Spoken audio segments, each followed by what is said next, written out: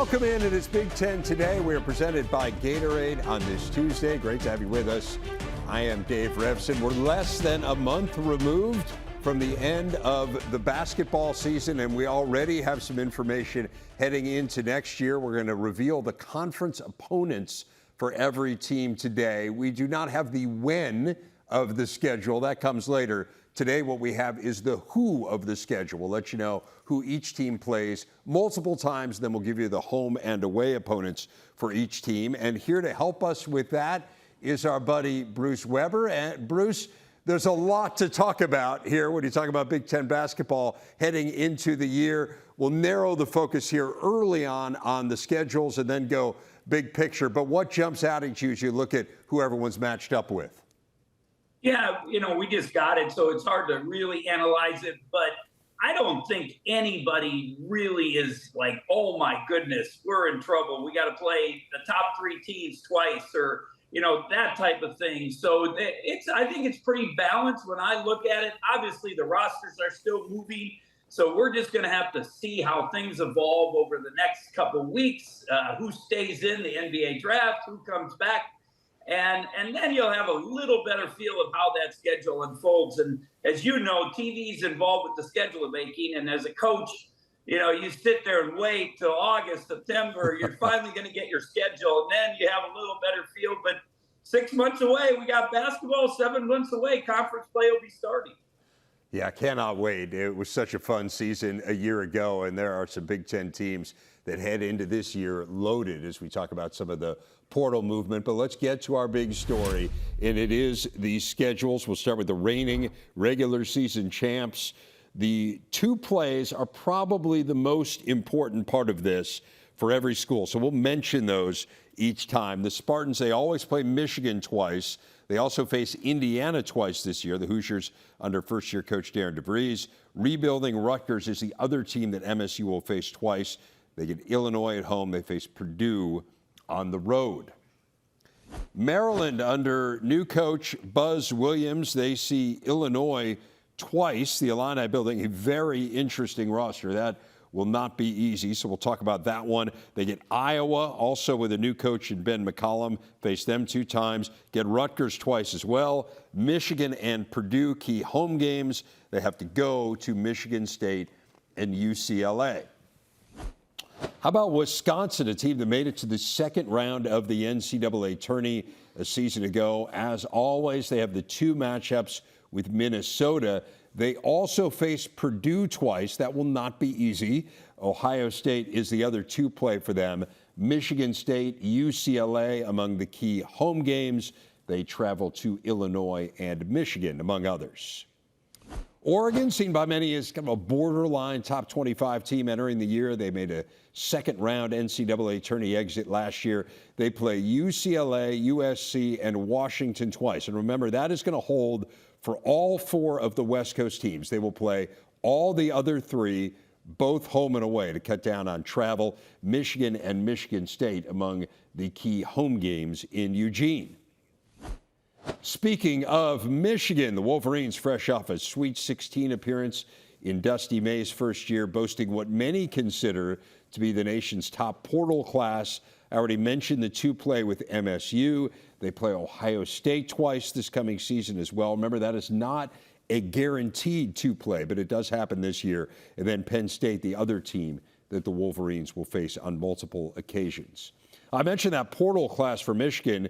It includes Yaxel Lendeborg, considered the #1 player in the portal. He is transferring in from UAB. Now, he also put his name in the NBA draft, so there's the possibility that he goes pro. Adai Mara from UCLA, Marez Johnson from Illinois, part of a retooled front line with Danny Wolf and Vlad Golden both moving on. And so, Bruce, let's talk about Michigan. We saw some context with the schedule there, but man, I know this roster is really exciting and with good reason for Wolverines fans. What do you think as Dusty May heads into year 2? Well, one, last year it was a new roster last year for the most part, and for him totally. So he did a great job of bringing those guys together. The thing he did bring with Golden, he brought his culture with him. And now you lose that. And you're losing 2 NBA guys, if possible, and Wolf and Golden. you did a great job with bringing in Maurice Johnson. Of course, that's Ray Felt's favorite guy, one of his favorite guys. You got to feel good about that. And then, the kid from UAB, I keep hearing he's going to end up staying in the draft, and that'll have a big impact. But if he's able to stay, they've been able to replace point guard, big guys, and then mixed in, kept a couple of the guys with Gale and Burnett. So they got a good mixture of guys, and I'm sure Dusty May and the Wolverines fans got to feel good about it. Oh, no doubt. Again, the portal class is phenomenal. As you said, there is the Lendeborg issue that's in flux, but some really good players, including Elliot Cadeau, coming over from North Carolina to run the point. So it's a good group that he has put together, and we'll see again whether or not they are able to realize the full value of that portal class. If Lendeborg stays, the sky's the limit. How about Michigan State? In terms of player movement, they get Caleb Glenn and Trey Ford, two highly regarded players, out of the portal. Now, they did lose Xavier Booker, probably not unexpected there. He goes to UCLA. It just never really seemed to click for whatever reason in East Lansing. They also lost Trey Holloman, though, and that may be a little bit more of a surprise. He is headed to NC State. So, Bruce, I know you talk to Tom Izzo frequently. Thoughts on his team as they head into the season? Well, I did talk to him for quite a while last week, and he was sad, disappointed Trey Holloman leaving. It's part of today's culture, but it's still, as a coach, you work with these guys and you bring them along and you hope they stay in your program for 4 years, and part of their, that leaves a legacy. And I think that's the one thing I see with kids. They don't understand the importance. Braden Smith staying at Purdue means so much. That his number's going to go up in the rafters. He's going to be part of the Purdue family forever. And when kids leave, I'm not sure they look far ahead, but that hurt them. But I think it comes down, does Fears really step up? Does, their big guys made some improvement, Jackson Kohler and Cooper, so they're going to, and then you have Carr back. So last year he found a couple guys in the portal. Frankie Fiddler was one of our favorites, and, guys like that maybe aren't from the high-end schools that ended up doing okay. I'm sure Tom will be okay. He's going to coach them. You know that. Well, they were better than okay this year, and somewhat unexpectedly. I mean, this was a team that was not picked to finish atop the Big Ten, and yet they ended up doing so by 3 games, a team that came one step away from making it to the Final Four, losing to Auburn in the Elite Eight. Let's run through a few more of the schedules. We're going to get to all 18 of them here. About UCLA, nice bounce-back year, second round of the NCAA tourney again. They face the other 3 West Coast schools as their 2 plays. And then you look at Illinois, Indiana, Purdue, among those going to Westwood this year, while they will visit Michigan, Michigan State, and Wisconsin, among others. Illinois, really interesting team being assembled by Brad Underwood. They always play Northwestern twice in this format. They also get Maryland and Nebraska, both home and away. Some of the more anticipated games in Champaign will include battles with Indiana, Michigan, Oregon, and Wisconsin. For new coach Ben McCollum at Iowa, you get the border battle with Nebraska twice. They do have to play Purdue 2 times, kind of a rough draw there. Also, the 2 we mentioned earlier against Maryland, already talked about that when we were talking about the Terps. They host Illinois, Michigan, and UCLA, among others, on the road against Indiana, Michigan State, and Oregon. First year for Darren DeVries at Indiana, shaping up like this. We know they're going to face Purdue twice. The other 2 plays, MSU, we mentioned that earlier, and Minnesota in its first year under Nico Medved. The Hoosiers host Northwestern, Oregon, and Wisconsin, among others. They head to Illinois, Michigan, and UCLA. Some intriguing games there.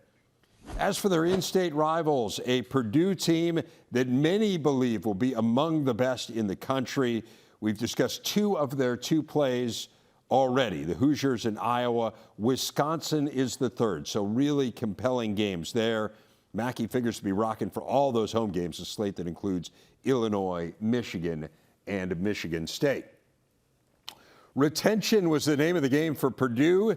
They got Braden Smith, as you mentioned, Bruce, coming back. Trey Kaufman-Wren, Fletcher Lawyer, all returning. Did a nice job in the portal as well. couple of somewhat surprising departures, perhaps Cam Heide, Miles Colvin among those electing to move on. But Bruce, this looks certainly on paper like a top 5 team. Matt Painter is poised to have a really big year.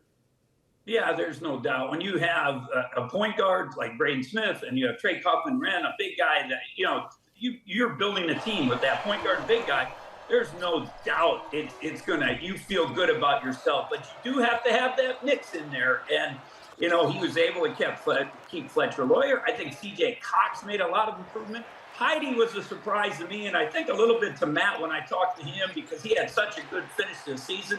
But he has Jacobson, the freshman that was redshirted last year, coming back. If he gets stronger, I saw him practice early last year. Good skills for a big guy. It gives him more depth. And then I don't think they have the high-profile guys coming in the portal. But he feels good about it. They needed physicality and rebounding. The big kid from South Dakota State, Kauf, that they brought in, he feels good. He's, had about 12 rebounds a game. I think that he feels was a point of emphasis.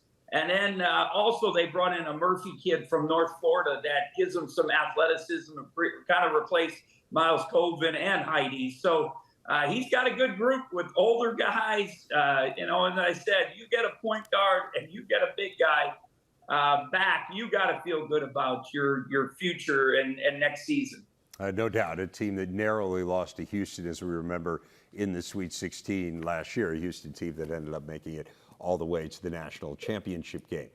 Let's focus here on Illinois. They do have a few key guys coming back.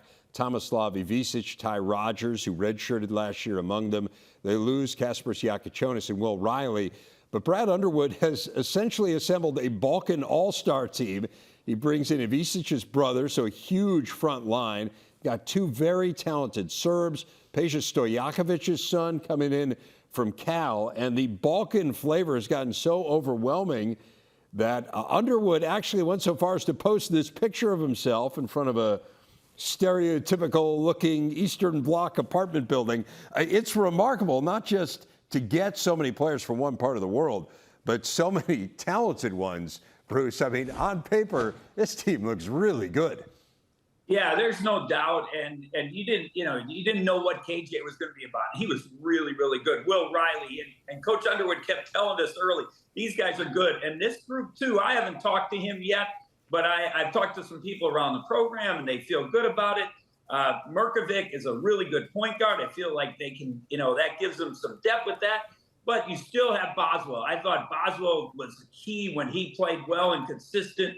And then Ty Rogers back. I think people forget about it. I know he's not a great shooter, but he gives them athleticism. He can guard anyone, 1 through 5.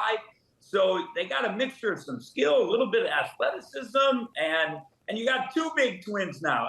Johnson hurts them losing him, but when he would come in, they kind of had to play different. Now with both twins that can come out on the court and do some things, I think he can keep a nice flow of the game and keep some consistency there. And I love the fact that he has a few guys that are holdovers. I just think it's challenging when you don't really have anyone who knows the culture. I know Rogers was there last year, but he was redshirting, so he wasn't a player in the normal rotation. To have guys who have played and can be that continuity piece within the program, I think it's really important. And as you mentioned, he's got a few guys who will do just that. Let's run through the rest of the schedules. Ohio State and Jake Diebler, they missed the tourney, as we know, last year. The home and road games, I mentioned Michigan earlier. They get Penn State and Wisconsin as well. Key home games include Illinois, Indiana, Purdue, and UCLA. Key road games include Michigan State and Oregon. Nebraska, the defending crown champs. They play Illinois, Iowa, and Northwestern, home and away. Always a great atmosphere at Pinnacle Bank. They've got Maryland, Michigan State, Oregon, Purdue, Wisconsin among the group coming in, Indiana and Michigan, highlighting the road schedule. Rutgers hoping for a bounce-back year. Their 2 plays are Maryland, Michigan State, and Penn State. Home games, always a great arena there, Jersey Mike's. They've got Indiana, Northwestern, Purdue, some of the high-profile opponents coming in. They'll go to Champaign Ann Arbor, and Madison among the key road games.